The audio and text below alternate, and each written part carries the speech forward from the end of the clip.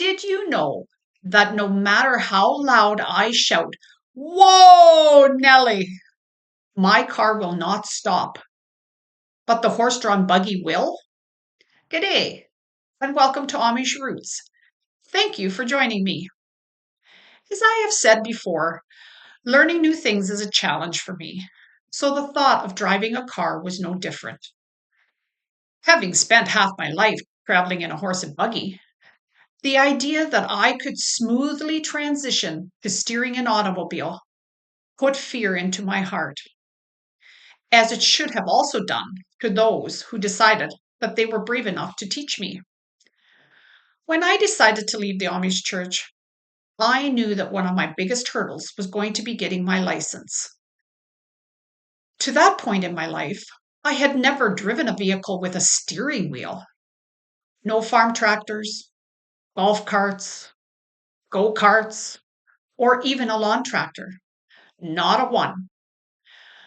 Driving a horse and buggy was never very comfortable for me either.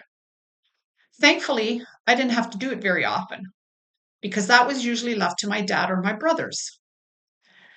But there were times when we ladies decided to venture out on our own, to go to town or quilting bees, etc. I never wanted to be the driver, as I was a little intimidated by horses. In fact, although I did drive sometimes, I never did learn how to put the harness on a horse. I did, however, have to drive a team of horses with the wagon to collect hay or sheaves of grain at harvesting times. Dad always made sure I had quiet, reliable horses to handle, as he knew I was nervous. Or maybe it was because he didn't trust my driving abilities. My friend Jay offered to teach me how to drive a car. She drove her car to a seldom used side road and made me get behind the wheel. She explained the gas pedal and brake and told me to hold the wheel steady. She asked if I was ready and then said, "Press your foot on the gas pedal gently." As we leapt forward, she yelled, "Easy, not so hard," and I immediately took my foot off the pedal. After several very jerky attempts, I began to get the feel of the car and how I could make it go forward and to stop. Jay kept encouraging me until she thought I was more comfortable. Then she asked me to pull into a laneway and to stop. As we sat for a few minutes so I could relax, she explained to me how I was now going to back slowly out of the laneway. She showed me how to put the car in reverse, told me to look both ways to make sure no one was coming on the roadway. Then she said, "Now take your foot off the brake, put it on the gas pedal, and very slowly back up while turning the steering wheel to the left." Well, in the blink of an eye, as our lives flashed before us, I hit the gas too hard, shot across the road, but did have enough sense to slam on the brakes, and I ended up at the very edge of the ditch. I looked at Jay in horror and fear.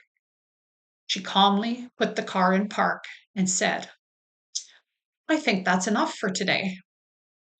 We changed seats in the car, and she spent the drive home reassuring me that I would be okay. I just needed more practice. It was then that I decided I would get a car of my own so that I would not cause harm to someone else's. And that is how I ended up with a used Pontiac Sundance before I even had a license.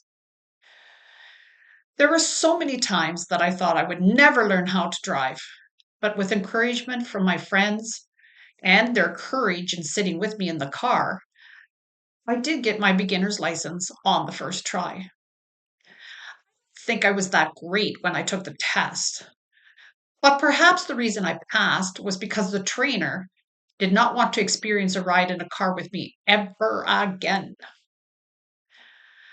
Another excellent tool I used toward getting my license was signing up for in-class driving lessons and a driving instructor. I put graduated licensing to good use. The man who was my in-car instructor was very patient and kind. If I messed up, he never raised his voice, and if he saw I was getting rattled, he would ask me to park the car and then explain things to me again. He also never let me off the hook, but made me keep trying until I understood and accomplished what he was teaching me. I remember when he decided I was ready to drive the expressway. When we got to the ramp, I started to panic as cars were whizzing by up ahead. He encouraged me to pick up speed and use my signal to let the other cars know I was merging.